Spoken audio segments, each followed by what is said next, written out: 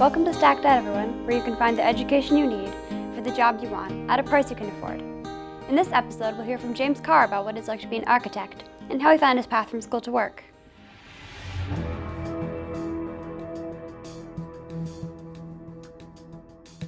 Hi, my name is James Carr and I'm an architect.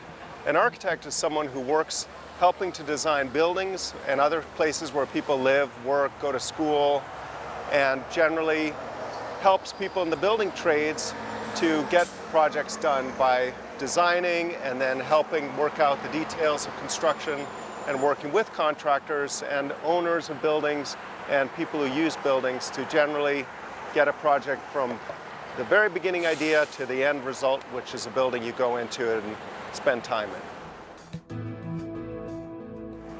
The typical day of an architect varies a lot depending on what type of architect the person is. There are many different jobs within the architecture profession. So it's hard to describe what a typical day for an architect is because some architects spend most of their day sitting at a desk, working, drawing by hand or on a computer and coming up with ideas for buildings. Other architects work in the field with contractors, helping them interpret the designs and the plans and the details and the technical aspects. And then other architects work with owners and do lots of interviews with owners, talking to them about what kind of buildings they want and helping them come to a realization about what the actual building they're going to get is going to be like at the end. The most important things that an architect, I think, needs to have is creativity and the ability to work on problems in a very kind of, architecture is very complicated. So a typical building has over 1 million individual parts. If you include all of the nails and all of the pieces of wood and the pieces of metal and the concrete and so forth, over 1 million things that have to come together to make a building. So it's a profession that doesn't reward people who want quick results or quick thinking or like, it's very different in that way from architecture is very different in that way from the cooking that I was doing, because in cooking everything is very quick, instant gratification. Everything's made very quickly, and in 1 hour you'll go from the beginning of a meal to the end of it. But with architecture it might take 3 years from the beginning of a project to the end of a project. And that's not at all uncommon, even on small projects. And so you need to have a long time horizon which you're comfortable working with. The other big thing that architects need to have, in addition to creativity and patience and diligence, I would say, is really good teamwork skills. And this is something where the cooking work that I did really was a great training ground for becoming an architect, because in the kitchen everybody works together and you really depend on each other. And architecture is the same way. It's a team exercise. It's not, everybody thinks of architecture as this individual creative genius, but actually it's the complete opposite of that. Every building is the product of many people working very closely together, and it takes a real teamwork approach to get things done.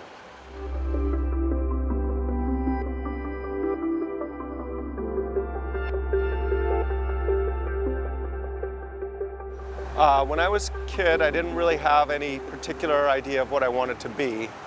There were different things that I thought would be exciting to do, but most of it was pretty vague ideas about doing things like traveling or living in different parts of the world. I decided what to study in college based on my interests and which professors I thought would be the best ones based on what people told me. Like classmates would say, you really got to take a class with this professor or that professor because it's a really great class. It'll really broaden your mind and it's an exciting class to take, and that's generally how I would do that. In addition to shopping around for classes during the first part of each semester, I would go visit a lot of classes and see which ones I thought were exciting. But I didn't have a real clear agenda in terms of career when I was in college. I studied in undergraduate political science and anthropology primarily, and I did not study architecture in undergraduate school at all. So when I left New York City, where I was in college, I moved to Boston, and the first thing I did was I knew that I wanted to do something creative. And so I got a job, kind of by luck, at a very good restaurant where I was hired to do some cooking. And this was something I'd never really had professional experience at, but they decided to give me a chance. And I just loved it. I loved the creativity of it. I loved the working with my hands. I loved making things. I loved the fact that it was working with a group of people. It was very exciting. It was very creative. And that part of it was really thrilling to me. But at the end of the day, I felt like the life of a professional cook was just a terrible life. It was working late hours every weekend, never getting to spend holidays with your family. A very, very stressful existence. I was curled up in a fetal position on the floor of our apartment, and my soon-to-be wife was saying that if I didn't decide what I wanted to do, she was out of there. So I went to therapy for 2 years, and during the course of that time, I ended up choosing to be an architect. At that time, my father was an architect and had a firm, and so I decided that I would try out what being an architect was like and go to work for his firm for a year, which I did. And I worked for his firm for almost a full year, and then I was enjoying the work, and his partner told me that he thought if a good measure of whether or not you wanted to do something for a career was whether you enjoyed the day-to-day mundane activities like drawing lines on paper and stuff like that, which was kind of the day-to-day activities of an architect, and I felt like I did enjoy them. And so I took a course at the Boston Architectural College, which was actually down the street over on the Boston side of the river from here, and I took the design course there that they offered for beginning level designers, and I really enjoyed that work in this design studio environment, and that gave me the confidence to go ahead and apply to architecture school, and it also gave me some material to show for my portfolio for architecture school, which is an important part of the application. So it might seem odd that someone who studied political science and anthropology in college went on to become an architect, but the two things are not totally unconnected. When I was studying anthropology, what really fascinated me was the different ways that people live. And architecture, when you design a building, you design different environments for people to live and work in different ways. So there's a real direct connection there. So I studied in school here at MIT, and we studied everything from, a lot of the emphasis in school is on design, learning how to do designs for building. And what that means is a very kind of abstract notion of what makes a good building a good building. When I was a kid, I didn't worry too much about what I was going to do with myself for a career. I think later in life, after I got out of college, I worried about it.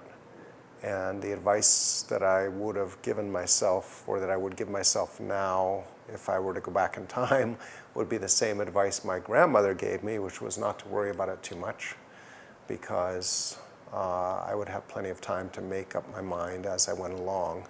And I think to some degree that was good advice, because I've had a lot of interesting experiences, and I think given the fact that I didn't have a very specific idea of what I wanted to do, it was good to have different experiences of doing different things.